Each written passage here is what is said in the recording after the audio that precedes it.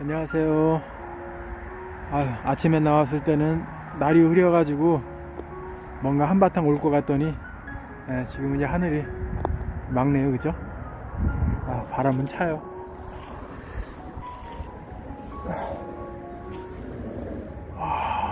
이게 뭘까요? 잘 안 보이나? 잠시만요. 이게 보이시죠? 이게 꽃매미 알이거든요. 저렇게 많아요. 제 밭에 이 근방에 있는 복숭나무만 이렇게 꽃매미 알이 많더라고요. 어두워가 잘 안 보이는데 이제 좀 보이기 시작하네요. 네, 꽃매미 알이에요. 얘네들 어찌나 이렇게 교미를 많이 했는지. 네? 참. 네, 집도 튼튼하게 잘 졌네요, 그죠? 어지간해 해가지고는 얼어 죽지도 않겠어요.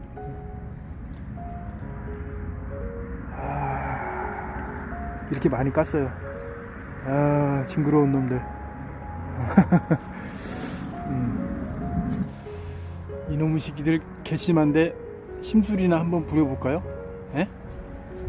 이거 얼마나 괘씸해요 이것들. 심술이나 한번 불어봐야 되겠네. 근데 이게요, 여러분, 소리 들리시죠? 이게 저녁 식사 시간이나 이럴 때 보시면 안 돼요. 징그러. 막 터지는 소리 나시죠? 예?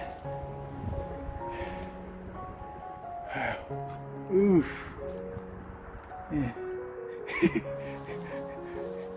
이놈 시키들 심술 좀 부려야지 안 돼. 예. 뻑뻑뻑 긁어가지고 집도 다 부시고. 응? 이 저녁 시간에 맞춰가지고 이거 보시면 밥맛이 뚝 떨어질 텐데. 이렇게 많이 깠어요. 여기만 그래, 여기만. 징그러워. 소리 들리시죠? 닭다리 싹 돋는데 그냥. 에라 모르겠다.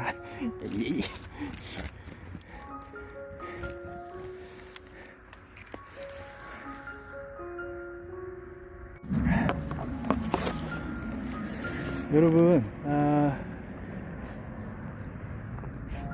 농약사를 이제 많이 애용하시는데, 제가 오늘 이야기하고 싶은 건 뭐냐면은, 농약사를 이용하실 때는 한 농약사를 갖다가 너무 오래 사용하시면은 좀 불리한 점이 좀 있어요. 제가 생각할 때는 한 3년에서 5년 정도 농약사를 애용하시다가 한 번씩 이렇게 바꿔주는 것도 좋거든요.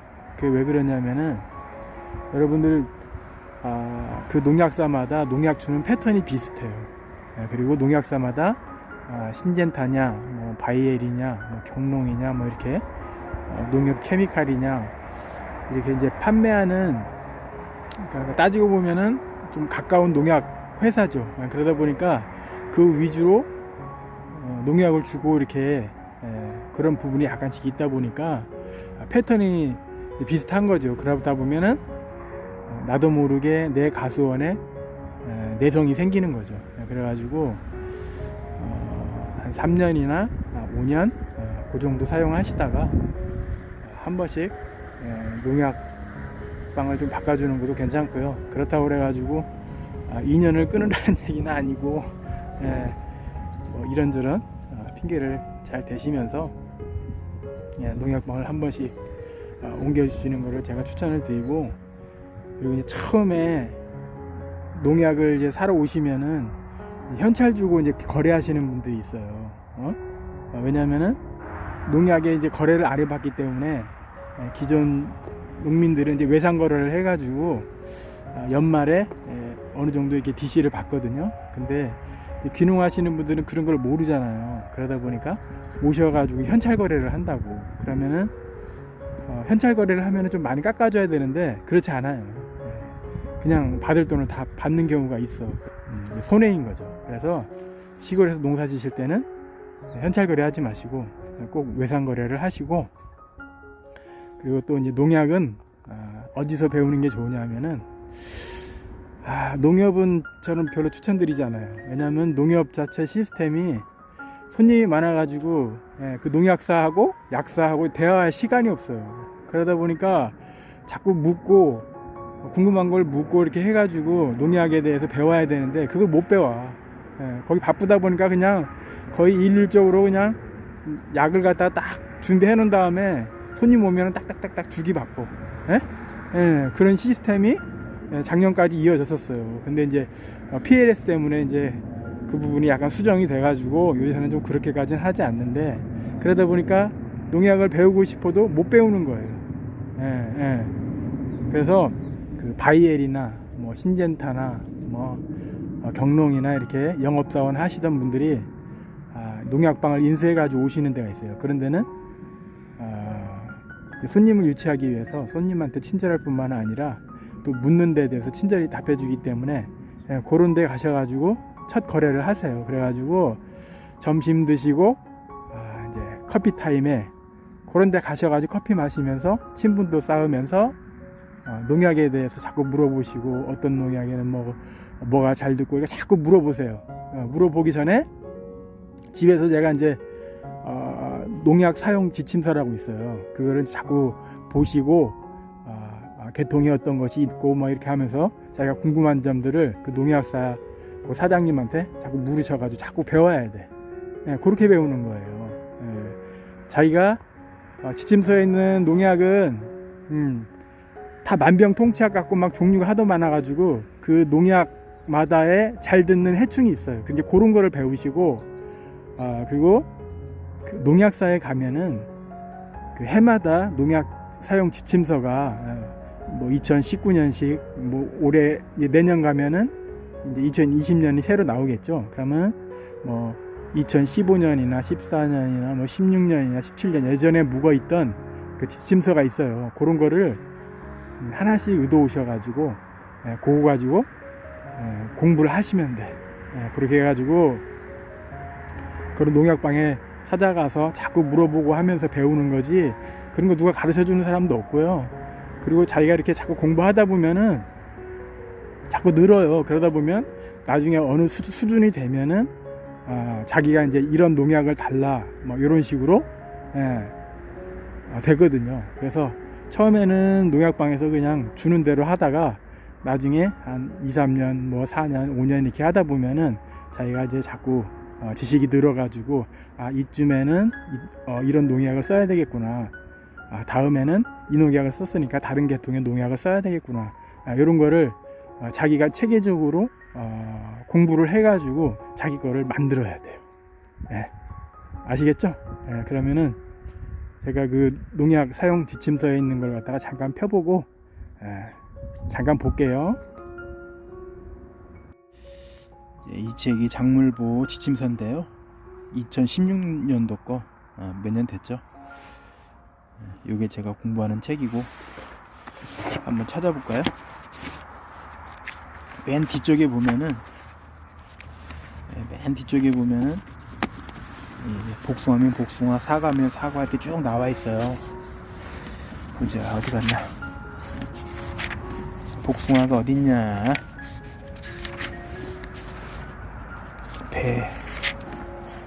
뭐 복숭아일 것 같은데? 여기 있네요. 복숭아 있죠? 복숭아 꽃매미를 찾아볼까요? 여기 있네요. 여기 꽃매미 보이시죠? 이 농약에는 오신이라는 게 있고 또 뭐 있죠? 검객, 캡처 이렇게 나와 있네. 한번 찾아볼까요? 한번 430쪽 한번 찾아볼게요.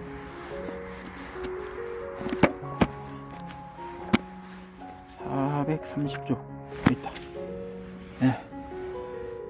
이게 오신 나와 있죠? 오신 수화제고, 여기 유심히 봐야 될 게 뭐냐면 계통이거든요. 네오니코티노이드계.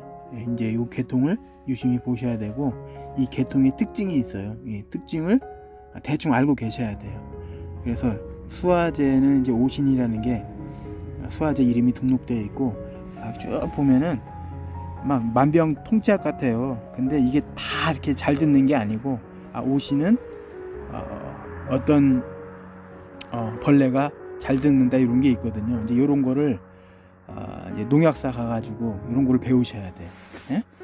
오신이라는 수화제는 어떤 벌레에 잘 듣더라 이런 거를 이제 좀 배우셔야 되는데, 자 찾아볼까요? 꽃매미, 네, 여기 있네요. 꽃매미, 복숭아 꽃매미 있죠? 여기 있고, 또 다른 상표가 또 뭐 있나 볼까요? 상품이? 여기 있네. 입상수화제 팬텀. 여러분 팬텀 많이 들어보셨죠?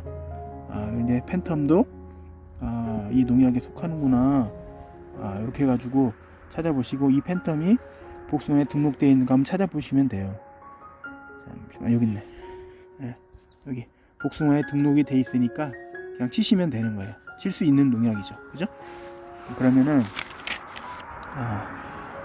여기 이제 특징이 있어요. 특징. 네, 특징인데 우리가 지금 찾은 게 수화제하고 입상 수화제잖아요. 요 이제 특징을 잘 보시면 돼. 오시는 침투성 약제, 그리고 진딧물 등 흡주 폐충에 효과가 우수하다 이렇게 돼 있고, 그리고 입상 수화제는 접촉독, 섭식독, 예.